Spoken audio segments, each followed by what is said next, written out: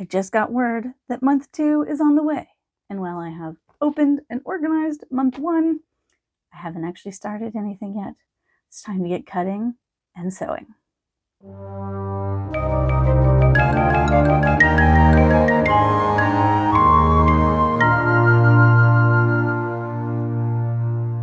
right, for cutting out my pattern and my fabric, I'm mostly going to be following Cranky Kangaroo's methodology. I will link to their video below. To get started, I'm going to open up this guy. These are the 2 pieces we're doing. This is the pattern side of it. So what it looks like when you're looking at the pattern versus the final quilt as they are mirrored. And there's the assembly guide. And then we get into our fabrics. So for this task, I've got my fabrics organized, I've got my pattern pieces, I've got some pins, I've got 2 scissors, paper scissors, and fabric scissors. I'm going to start by roughly cutting out my pattern pieces. I'm not trying to cut fully on the seam allowance line, I'm just trying to get it down to a more reasonable size. And then I'm just going to stack all of them in one pile. And I am going to go ahead and cut out both A1 and A2, which are the 2 blocks that come with month 1. So these ones I've cut so far are all block A1. So that's ultimately all of these pieces. And this big guy here, this is going to become a rectangle. All these pieces will fit in there, which is crazy. And then this is all A2.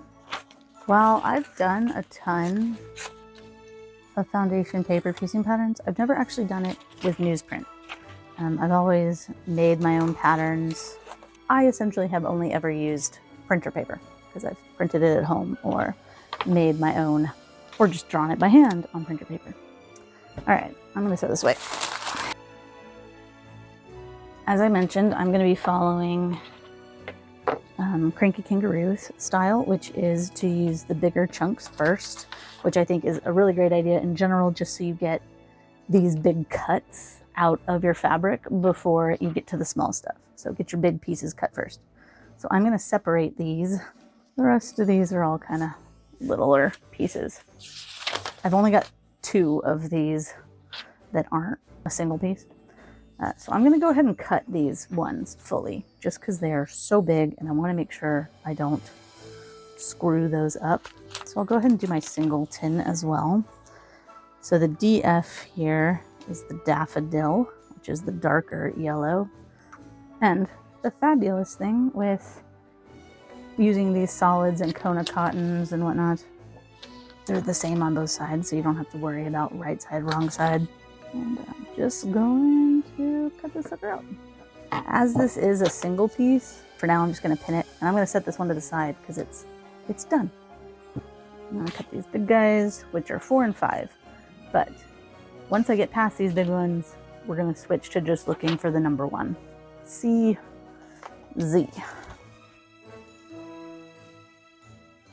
CZ is the light.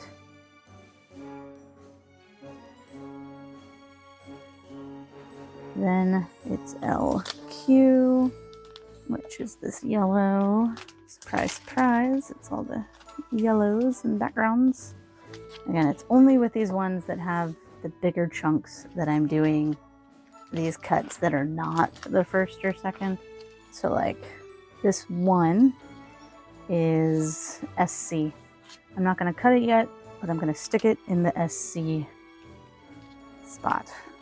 So there's SC. It's going to go in there for later. And now we'll go to this one, which is sunflower. This one does have a bunch of cuts on it. And it does have a 1A, number 1. That's this big guy. So I'm going to do that piece first and as suggested. So this is going to get the rest of those pieces later. And now my number 2 on here is PP, which I recall correctly is macaroni, I think. Mac and cheese. Weird orange color. And now that I have 1 and 2, this piece is ready to get sewn together. I'm going to stick a pin in it and put it to the side. Now that we're getting to the little ones, that we're not concerned about fabric sizes, we're only going to be looking at number 1 to start. So I'm just going to place all of these in their folder. So WE, and this one's number 1 is MY. So I'm just going through and sliding them in to those folders with the fabrics, just based on the number 1.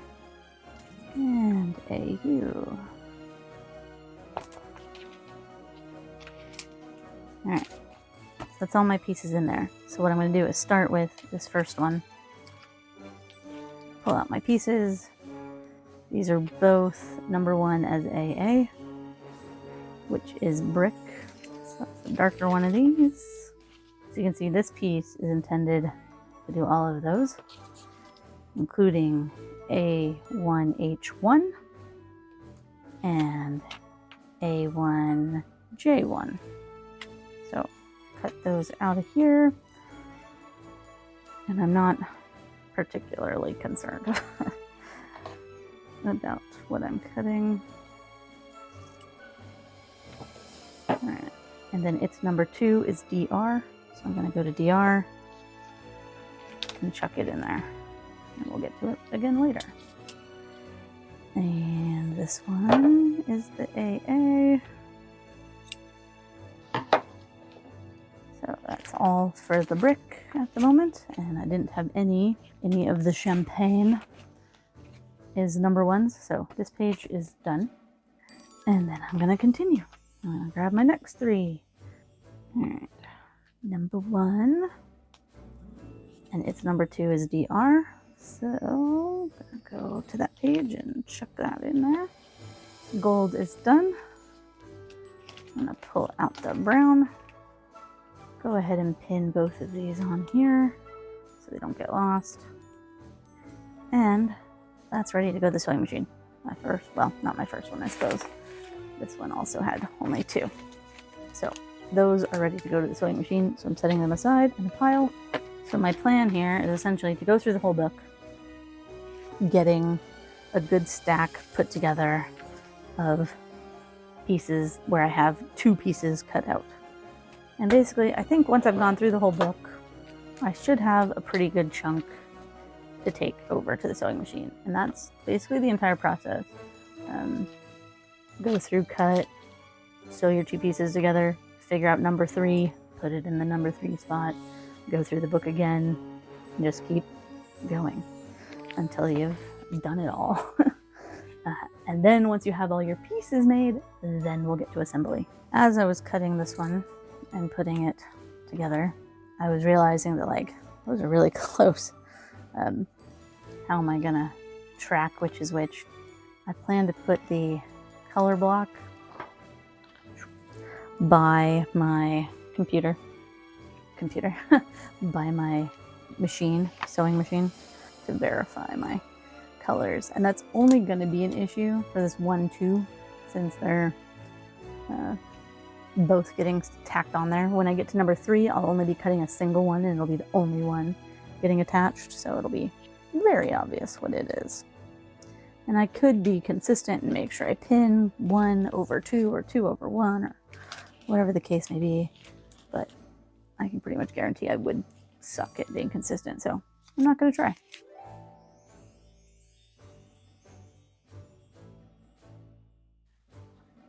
All right, my first round of cutting is done.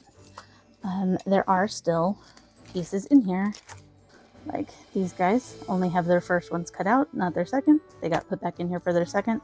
I'm gonna do that later because I have a big enough stack to work with for now. So these ones that are a single, I'm going to glue so they don't have a pin in them anymore. And I'm just going to use glue. I don't know if you can see it on the camera, but I can see it.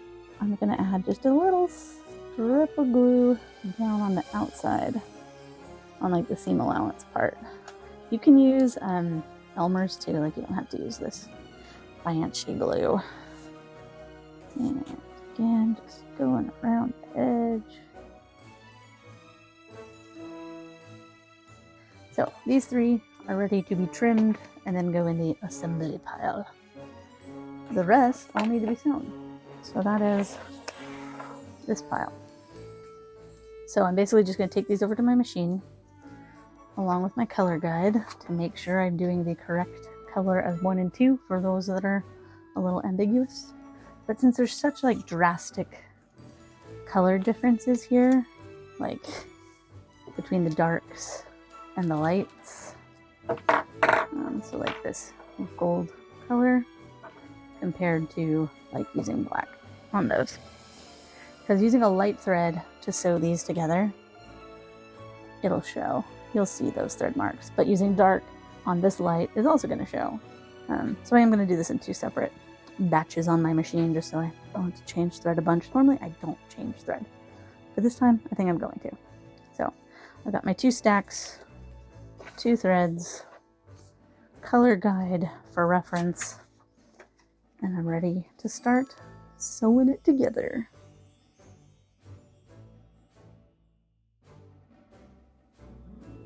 Alright, I'm over at my machine. I got my color guide, I got my stack, and let's start putting these together. Got my don't panic. Putting these together, what you're gonna do is find your first piece. My number 1 on here is AU and number 2 is DR. Gold and cedar are pretty darn similar. So for the similar ones, I'm gonna pull my color guide out and double check them. So cedar is more orange than the gold. Gold, cedar. Gonna line up my fabric behind my number 1, and I'm gonna pin it in such a way that I'm not next to the 1 to 2 line. That 1 to 2 line is where you're gonna sew, so you don't want your pin in the way. Then I take it and put it pattern side down and fold along that 1 to 2 line. So just added a crease there. It also creases the fabric of number 1. And then I can take my number 2, and if it's a weird angle, number 2, like this isn't too strange, but sometimes you get some weird angles. You can lay your fabric over it so you know what angle and which direction your piece is. Once it's flat, you're going to lay your new fabric over that crease, and you want to make sure that you're doing seam allowance. So you don't want to put it up to the crease. You want to overlap the crease, and that is your seam allowance. So that's where your seam is going to be. And then I like to fold it over again and make sure that I am fully covering the piece I'm about to do. So I can see where the lines are, I can check it, pull my pattern back, and make sure that the fabric for number 2 is actually covering that whole area. And then I just pinch it and put it under the machine. I don't pin the second piece, so just pinch it, keep it held together, slide it under your machine, and go. I like to backstitch. You're going to want to stitch in the start in the seam allowance and go past its actual piece edge. Then you'll take your pin out, and this is ready to go to the iron. Actually, it's ready to go to be trimmed. Trimmed first, then iron. So you'll have a couple piles. You'll have your pile being sewn, you'll have a trimming pile, and an iron pile. You want your stitches to be quite small. In the very end, when you rip all this paper off, you're basically perforating the paper, so that makes it easier to rip off. And it's some of these pieces are teeny. If you had a big stitch length, your piece would be attached by 2 stitches. Like, you need a small stitch length. I usually use 1.5. Some people go even smaller. But you can see my seam, like, it's not perfect. This isn't a 1/4 inch on either side. I don't care. That's what my trimming later is for. So that's going into the trim pile. From the trim pile, it'll go to the iron pile. and it'll go back in the book for its next pieces.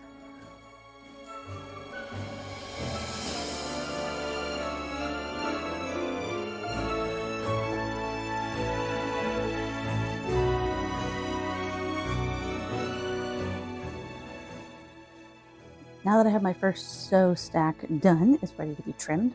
We'll come back over the table, cutting mat, ruler, cutter.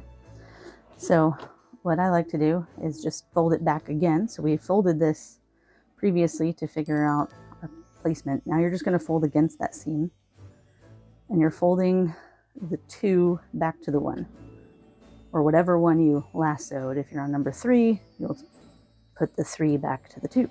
Basically fold the line you just did, and make sure you're folding to the seam allowance side and not the big fabric side. Don't cut that off. I've done it before. It's annoying. So I like to trim. These pieces are so tiny, I'm probably actually going to do less than a quarter. Not quite an 1/8, but not a full quarter either. A little bit of trim. That's it. And now it goes into the iron pile, and then I'll go over to the iron. So fold back the 2 to the 1, reveal our seam allowance, a little less than a quarter. On big pieces you could do a quarter, but this just helps reduce seam bulk.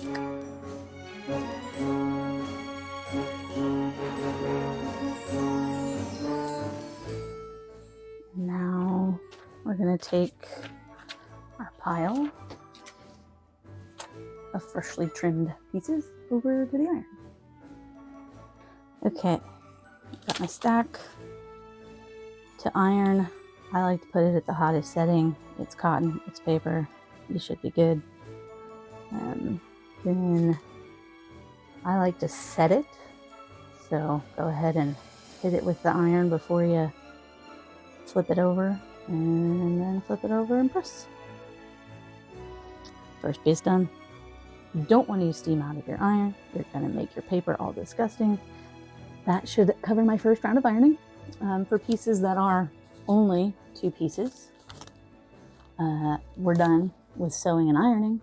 My ironed pile here now is going to go back to the book. So now that I got a stack of 1/2s, I'm going to stick them into the book where they belong. So what I'm going to do now is look for the number 3, because we've done 1 and 2, and put it in that spot. So this is exactly what we did for the start. And that's what we're going to do. We're just going to keep doing it until all the pieces are done. All right, these are all placed. And now, exactly like we did the first go round, I'm going to pull out my pieces. So this one's number 3 is brick, and that is my piece. And this time around, we shouldn't have any that are going back into the book, because all of these that are in here are either a 1 looking for its 2, or is looking for its 3. So we're not doing a double one, so nothing's going back in the book this round. And I'm just going to go through and keep cutting until I've gone through the book the whole time.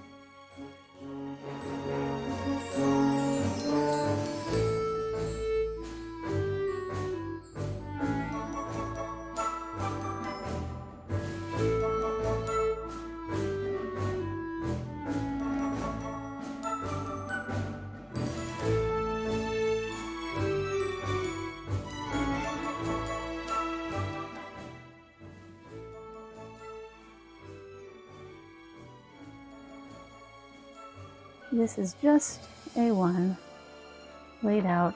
This is my favorite part of the process right now. It looks like nothing, and I love that. And then the next step of trimming all of these blocks, it really starts to look like something. Woohoo! A1 is all trimmed. You can kind of sort of start to see it coming together. I pulled the first assembly pieces over here. So this is A1B and A1C. And that is the first chunk we're going to sew together along this line. So it's going to go together. And the way I do this is with pins. So I use a pin, I stick it right there in the corner, and I do it on the other side as well. So I've got a pin going in the corner, and then I do it on the other corner as well. And this time it should just happen. Like if you do the first one from the top, go through the back.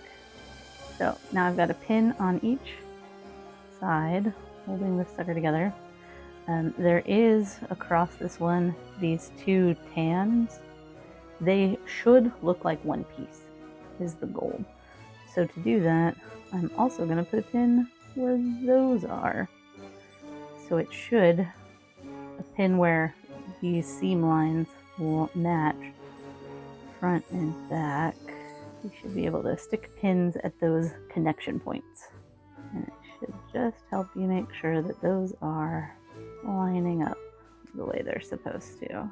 Now, some people take this straight to the sewing machine with the pins all.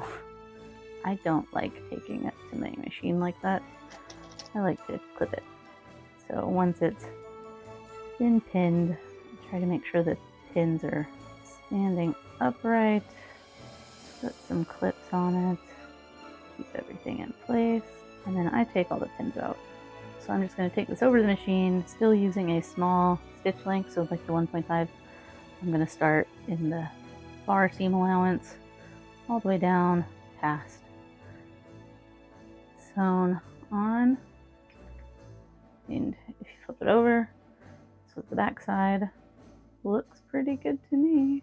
So when we open it, champagne is pretty darn close. Like I'm happy with it. There are some people that would futz with that. I'm not going to do that.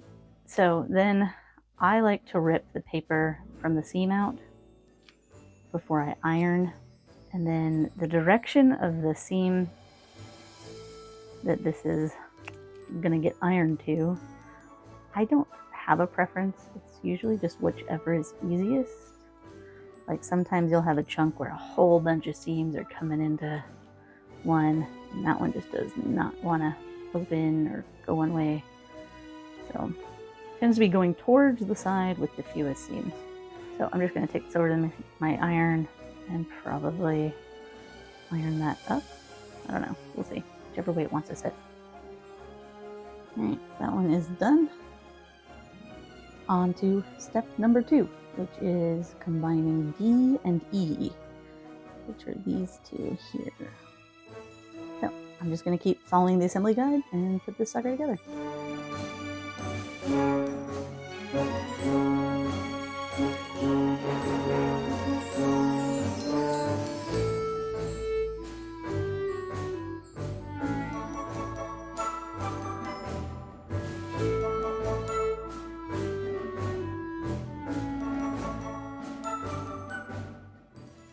Ta-da!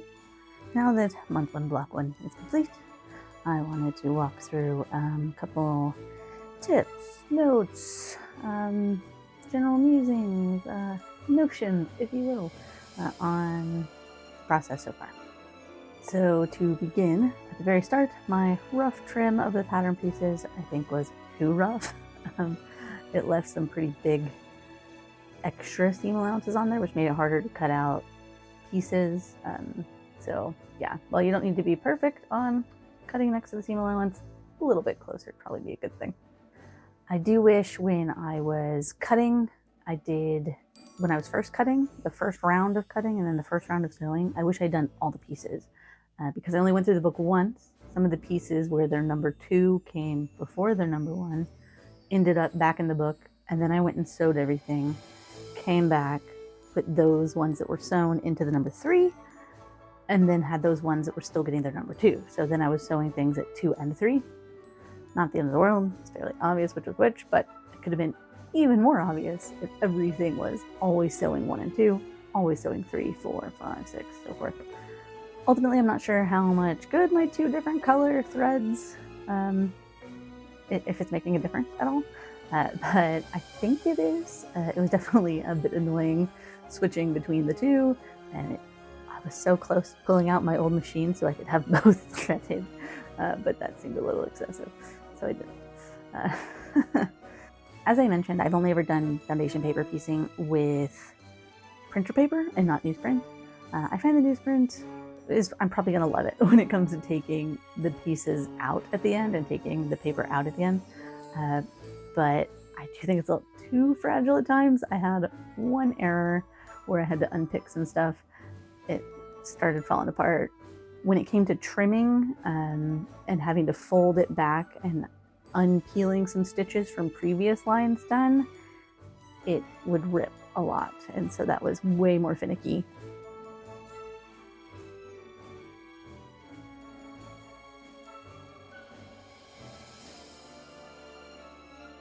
Which then also makes me wonder about the back stitching that I do on either side.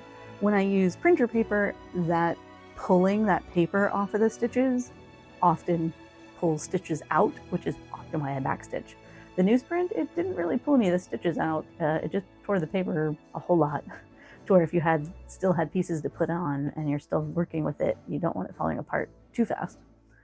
So maybe you really only need backstitching with printer paper when you're doing foundation paper piecing, and maybe it's not as necessary with the newsprint, but I did it anyway. So far, I am really enjoying putting together the Sewphia and the Block of the Month. I like that it's in a nice small chunk. I don't have a massive stack to worry about. I've only had one error so far, which I'm pretty chuffed about. When I was putting two pieces together, so sewing just the quarter seam to put two together, one of the edge fabrics folded in, so it didn't get caught in that quarter seam, and then when I went to open it, it was all messed up. Fairly easy fix, except it just happened to be a black piece of fabric with black thread, and that was really difficult to pick out correctly.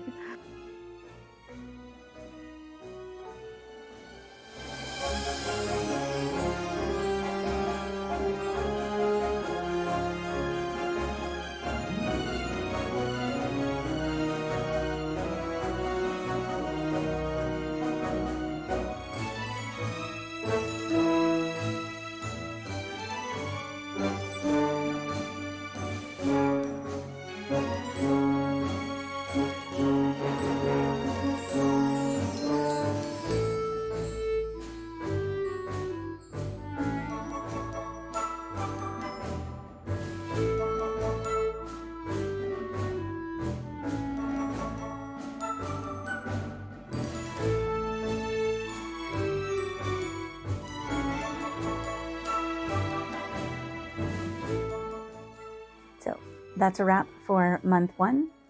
If you are doing the Sewphia Block of the Month, leave a comment below. I'd love to hear how it's going. If you'd like to follow my journey while I'm doing Sewphia, then please like and subscribe, and I'll see you next time.